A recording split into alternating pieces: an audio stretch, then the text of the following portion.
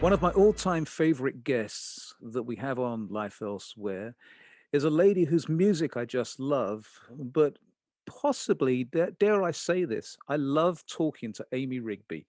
Amy Rigby, welcome back to Life Hi. Elsewhere. Hi, Norman. I always enjoy talking to you, Amy. You've got such interesting things to say, and so it's a pleasure to have you back for the Life Elsewhere annual holiday gift show. Oh, We good. ask you to choose three books and one non book gift. So let's start with Amy Rigby's first book. Okay, well, the first one that popped in my head, maybe because I just finished reading it, but it was really great, was Peter Frampton's autobiography. Do you feel like I do? Now, I have read really good things about this book. I haven't read it myself, so that's kind of on my must have list. Tell me just a little bit more about it. Well, I read a lot of rock memoirs and autobiographies, but I was looking forward to this one because, um, you know, there was a lot about him I didn't know. And I knew I was hoping that the book would kind of give me the story before the whole mega live album, Frampton Comes Alive, which is when I discovered him. Yeah. So I wanted to find out like how that all came about. And also there's the whole period after. What's he been up to? That was 1970 576. So, I wanted to know what it was like getting up there and then kind of like living life after something so impossible happened to a musician. And it really didn't disappoint me. He was just so sort of humble and charming. His writing, it was just such a great read. I couldn't put it down. Um, he just it was a whole manner of circumstances that made this massive thing happen. And it wasn't all good. Yeah. So but he dealt with it all with such honesty and humor, and it was just lovely. It made me just admire him that much more. And so, yeah, highly recommended. Couple of things about Peter Frampton. As you just said, I think a lot of people, specifically here in America, got to know Peter Frampton with the live album, Frampton Comes Alive. Um, and whatever that thing was, what was that thing called with the pipe Talk in his, box. The talk what was it box. called? Yeah. The Yes, talk. yes, that Yeah. that thing. And the other thing about Peter Frampton is he's he's ill, isn't he? As far as I He understand. does. He does have I don't know if you'd call it a disease or a condition where he's kind of having to retire from live playing. Well, we all have this past year, Yeah. but that just, yeah, he's not really going to be able to do that. It's hard to remember the name of I this. know. That's why I was throwing it back to you there because I So couldn't remember. So, yeah, I'm sorry that I don't remember like right off the top of my head what it that's is, okay. but it's a little bit like Parkinson's. Yes, right. Um, Like a degenerative disease, I yes, believe. So your exactly. first book, and it's one I definitely want to read. Peter Frampton's book, Do You Feel Like I Do? Amy Rigby's book number two. Number two, I read earlier in the year, and was one of my favorites was Kathy Valentine's memoir, All I Ever Wanted. Kathy was bass player for the Go-Go's, Yeah. all girl band, and she's a wonderful writer.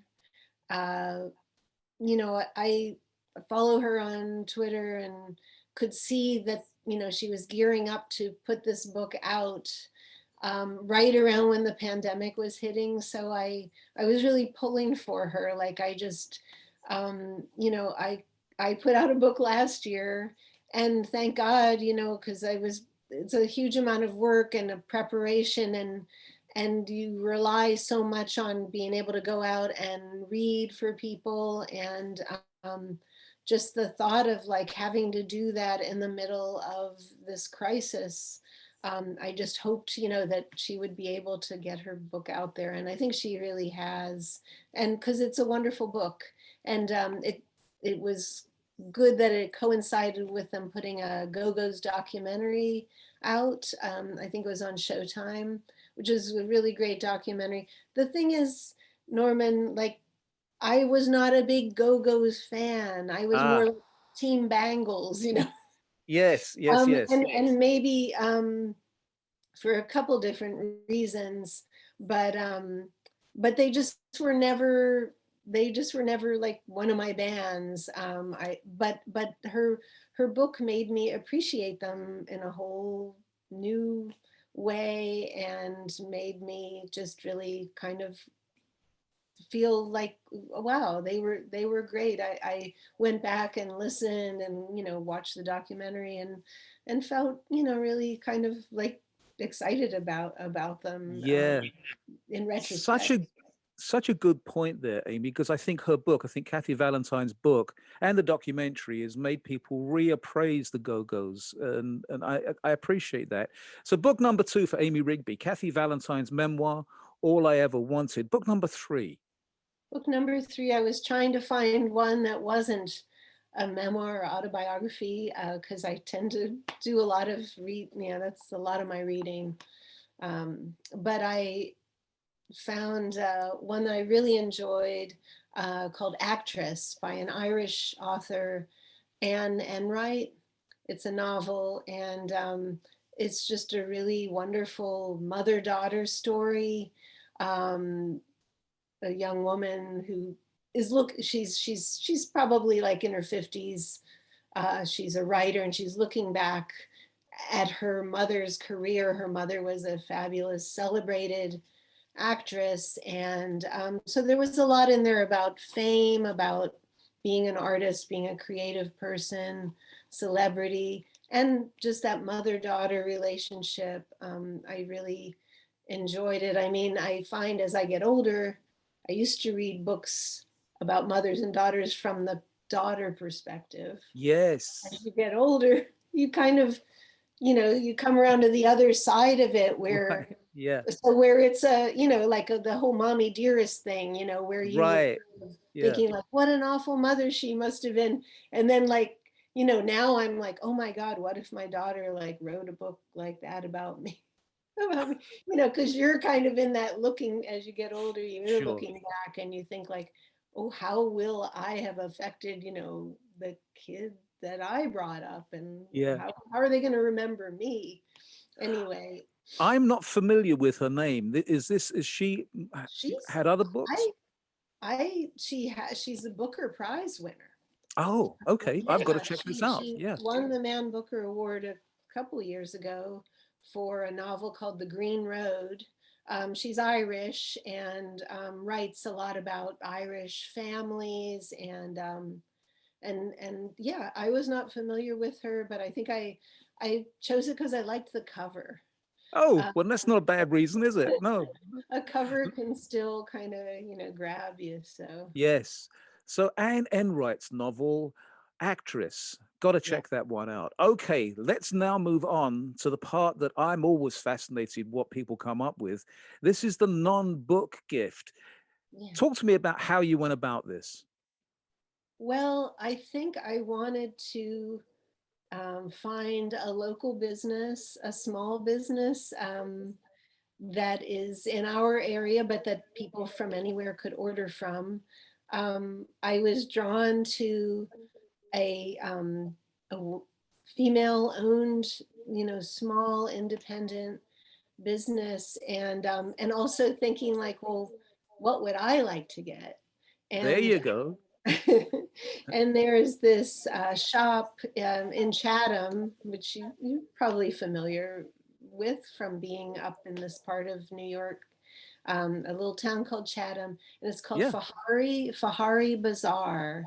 And it's one run by this woman. I think she originally came from Tanzania, and her name's Fahari. And she makes these incredible dresses, pants, jumpsuits. And I first learned of her. When I work at the Spotty Dog bookstore in Hudson, we sold her tote bags, and they're incredible. That she sources the fabric from Tanzania, and some of the sewing gets done there too. I hope I'm saying the name of that country right, but there, it's just this beautiful fabrics, and she makes this. It's a coat, and it's called the Lady Boss coat. Oh, Um, and it's just a really cool brightly patterned fabric that has like, and then a different colored lining, and she describes it as a coat that like your auntie would wear, the one who kind of comes in and everyone's like a little bit scared of her because she just like lays down the law. Anyway, the lady boss coat, but then there's also like great tote bags, and these really cool pants. She calls them lazy pants, and we can all use those these days, like just these, pull on easy, but in amazing fabrics. So Fahari cool. Bazaar. So you gave us the address, the website address, and we'll have that up on our site. So that's a gift from Fahari Bazaar in Chatham, New York. It's worthwhile going to Chatham. That neck of the woods where you're in is just beautiful up there. It's It's gorgeous. so charming. Yeah, every little town has its own character, and so I Yes, hope I can drop in there and pick out something for somebody or for myself. right. Okay, I like it. Let's go back and just recap Amy Rigby's three books: Peter Frampton's Do You Feel Like I Do, Kathy Valentine's memoir, All I Ever Wanted, and Enright's novel, Actress. And the gift item is a lady boss coat or a lazy pair of pants or anything, tote bags perhaps, from Fahari Bazaar in Chatham, New York. We have the address, will be up on the site. Thank you so much for doing this, as always. It's always a pleasure to have you on the program. Great to see you, Norman.